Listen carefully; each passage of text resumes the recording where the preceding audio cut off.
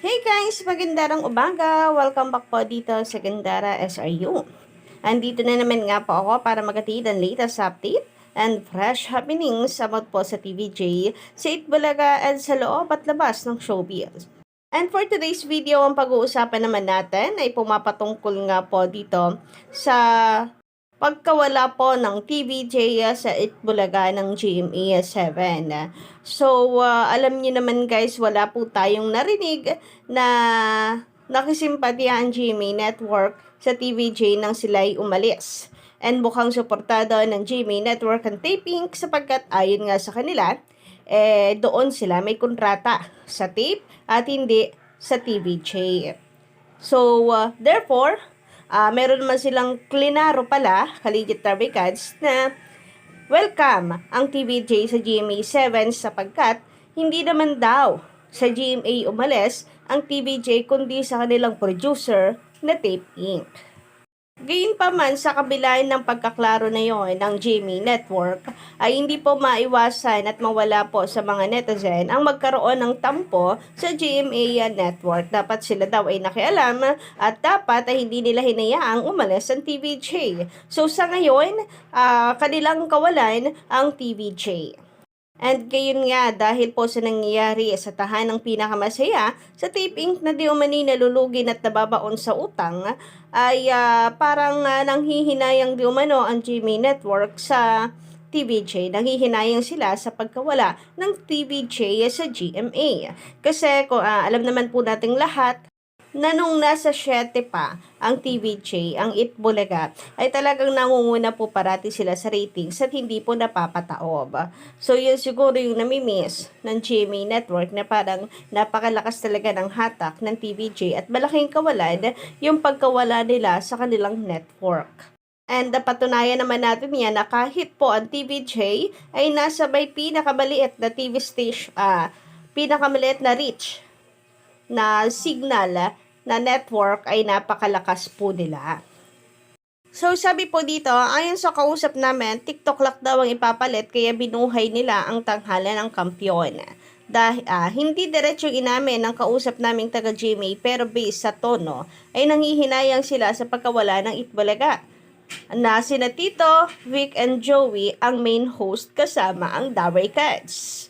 And sa ngayon, hindi na po, wala na pong magagawa ang GMA. Nakapag-desisyon na ang TVJ and nung mga panahon na nag-aantay sila Boss Joey ng kahit man lang pangangamusta sana sa GMA ay wala eh. So, naging final decision na sa TV5 na lamang sila umere. Anyway, ang GMA Network naman ay kapit na kapit dito kay Bossing, lalo na sa kanya pong 24/7. Kasi di ba ng balita natin nung nakaraan ay gusto nang ilipat ang 24/7 na sitcom sa TV5.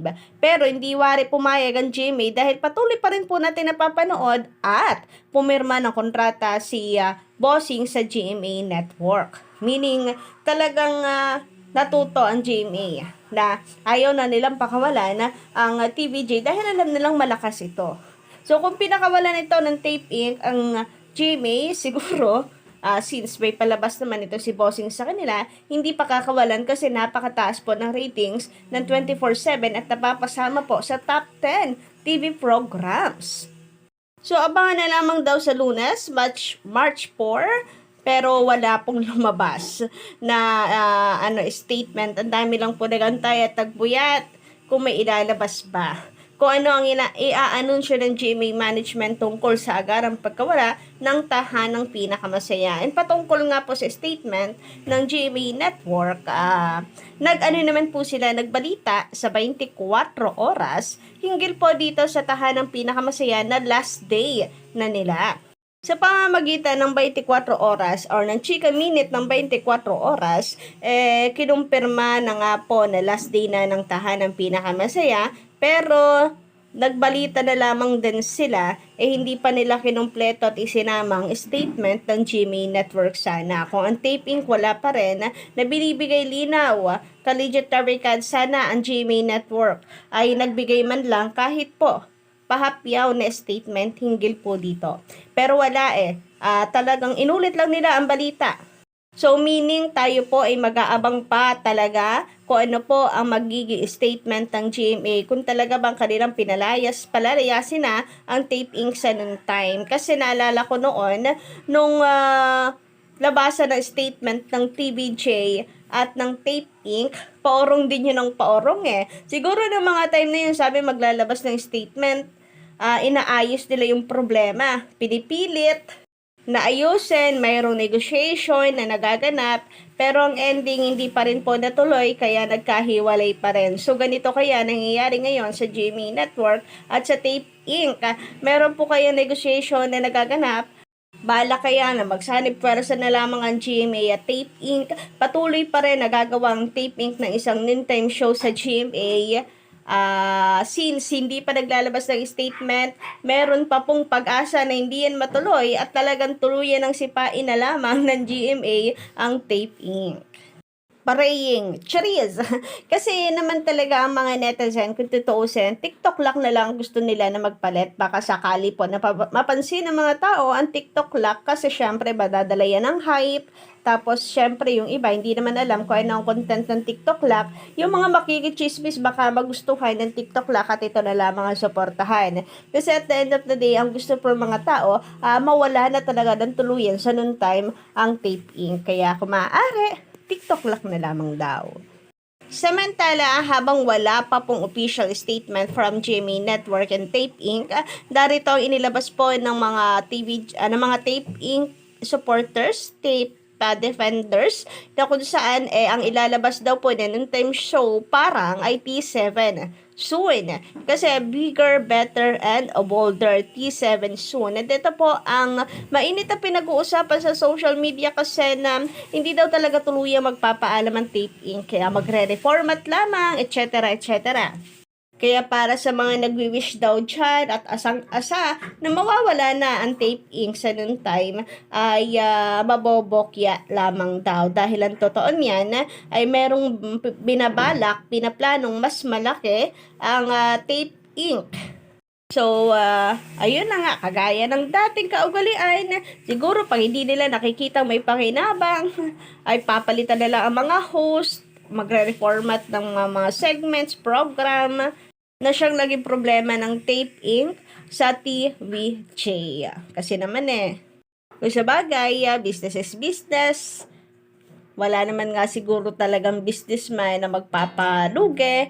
Pero itbulaga kasi ay imposibleng nalulugi dahil mataas naman po ang kanilang ratings. Talagang gusto lang pong gumawgaw at kumutingting ng Tape Inc. Kasi nga gusto nila magpabida dahil new management na po sila. Yan ang say ng mga netizen. Anyway, sabi dito ni Chong Dong, magandang umaga. Nagyabang kasi sila. Unang-una pa lang.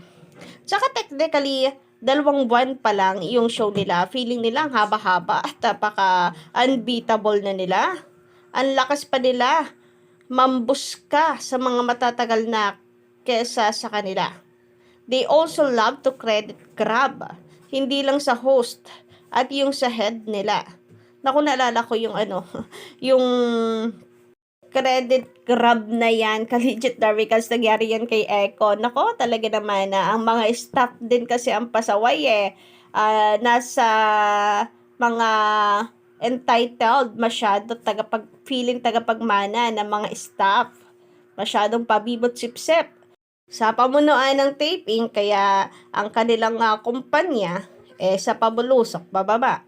So, ayan, mga sarili lang po kasi ang iniisip. So, akala nila, napakagaling nila. Anyari naman, wala pong mapatunayan na. Biruin nyo yun, hindi nila sariling gawa, pero yung credit inaangkin po nila. Kawawa naman talaga ang team ni Echo. Anyway, sabi pa dito, kung matatandaan natin, kahit pati security guard nila, nag-post nung nakaraan na sinisiraan at sinisisi ang TVJ sa mga katanghang ginawa nila. Deserve nila yung nangyari sa kanila. Saka, hindi naman sila mawawala ng trabaho kasi makakagawa ng paraan yung mga yan para kumita. Hindi ka lang naman doon na umiikot ang mundo, ka-legit na records. So, May mga experience na rin naman silang mga tao. So madali na rin lang siguro makahanap sila ng kapalit na trabaho. Samantala, sabi naman ni Chochi Juarez, magandang umaga.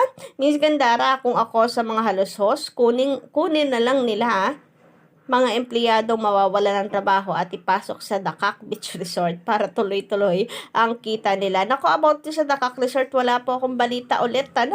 Anong nangyayari? Parang ang Tape Inc. or ang mga halos-hos ay nag-appeal na naman ni Collegiate Lubricants or final na talaga ang desisyon na kung saan talo po sila sa kanilang ipinaglalaban sa Dakak Beach Resort. Nako, lahat na lang pangaangkin. Sabi naman ni Maricar Nuevo, unfair sa mga kasamahan dati ni Isko na siya pa ang na-retain for delikadesa. Sana wag siyang sumama sa TikTok lock unless wala siyang ganong trait. Nako, yun nga kasi ang balita, tanging si Yorme Isko lamang ang hindi po matatanggal at mapapasama sa ipapalit na bagong noontime show. Maybe si Isko lang nakita nila na talagang may hatak at maganda po ang positive ang daladala para po sa taping. Pero kung ito po ay pe-personally na kanyang mga kasamang host, masasaktan talaga sila. Anyway, yun lang po ang ating update sa umagang ito. Don't forget to click the subscribe button and notification bell for more updates.